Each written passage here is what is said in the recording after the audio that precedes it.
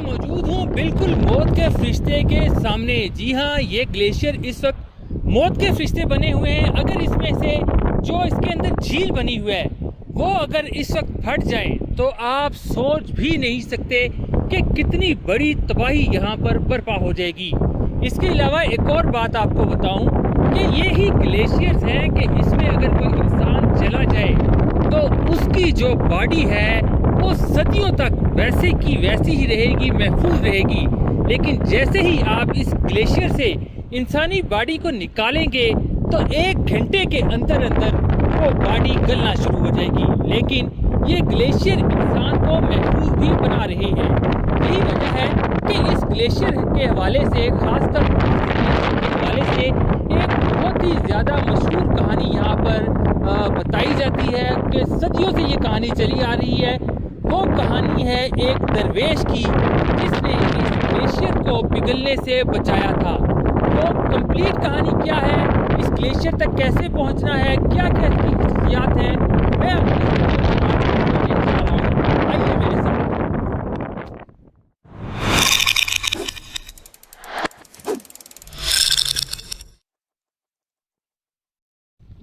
अस्सलाम वालेकुम नाज़रीन, इस वक्त हम जा रहे हैं ट्रैक करने के लिए पासू ग्लेशियर की तरफ। और ये रास्ता जा रहा है, ये शॉर्ट रास्ता है।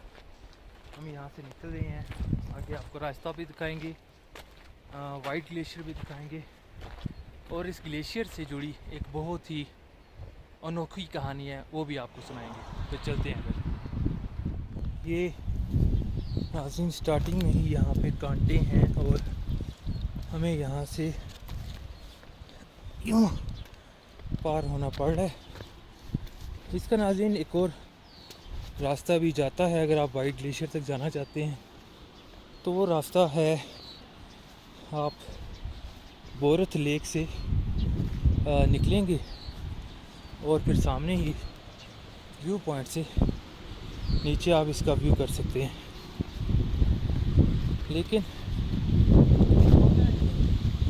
लेकिन उस रास्ते में आप वाइट ग्लेशियर पे भी घूमने के लिए आपको घंटा ट्रैक करना पड़ेगा, साइड से आना पड़ता है। तो हमने यहाँ से कोशिश की है कि 1.5 घंटा लगेगा हमें और हम वहाँ पहुँच जाएंगे। अभी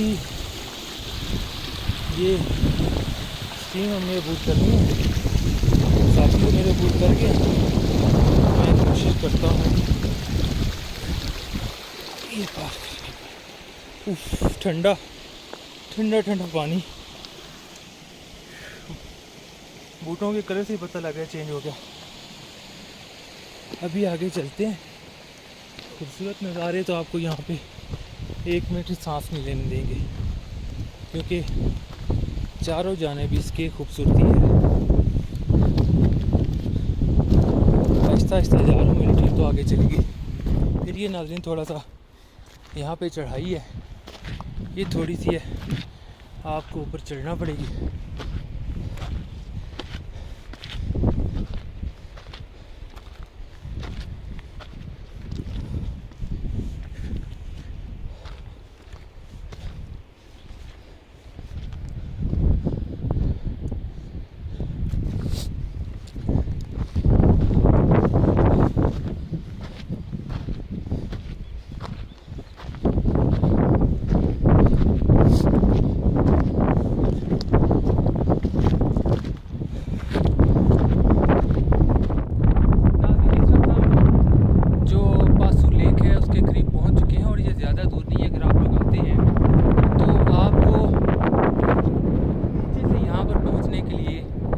हार्डली 20 से 25 मिनट दरकार हैं जो आप लोग यहाँ पर पहुँच जाते हैं। रास्ते 2 हैं इसके, एक सामने वो रास्ता है वो ज़रा मुश्किल है, कठिन है। इस साइड से पहाड़ के साथ साथ आएंगे तो ये इजी थोड़ा सा रास्ता है।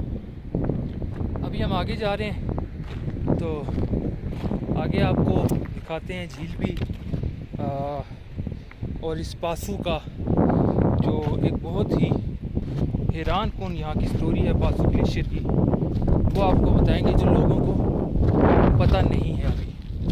तो चलते हैं आगे, मैं आपको झील और ग्लेशियर दिखाता हूँ, चलें।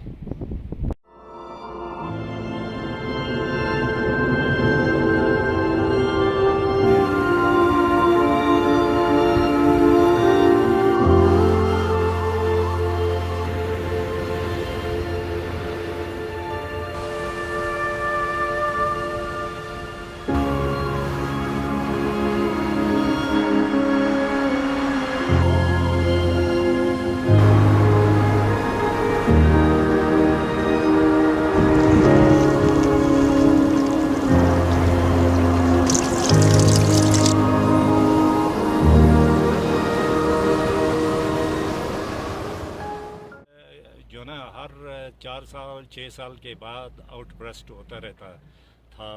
पुराने ज़माने में इसका किस्सा यूँ है कि हमारे बुज़ुर्गों का कहना था कि इस ग्लेशियर ने काफ़ी हमें परेशान किया था। ये आउटब्रस्ट होता था, उस वक़्त कोई अरेंजमेंट नहीं था, तो लोगों की ज़मीनें और घर वगैरह जो ना वो फसलें बर्बाद होती थी। तो यहाँ पे एक जो ना कहानी के तौर पे ये है कि एक बुज़ुर्ग यहाँ से गुज़र रहा था, तो लोगों ने कहा कि हमारे लिए जो ना ये परेशानी है इस गांव में, ये जो फ्लड है ये हर 3 साल 4 साल के बाद आता है और हमें बर्बाद करता है। तो उन्होंने कहा ठीक है, मैं इसके लिए जो ना कोई तरकीब देख लेता हूँ। तो बैल को, जो 2 बैल को हल जोतने के लिए आपस में बांधते हैं, उसका एक औजार होता है, उसको सवेर कहते हैं उर्दू में, जो ना पता नहीं क्या कहते हैं। तो वो जो ना उसने उसका मॉडल बनाया छोटा सा।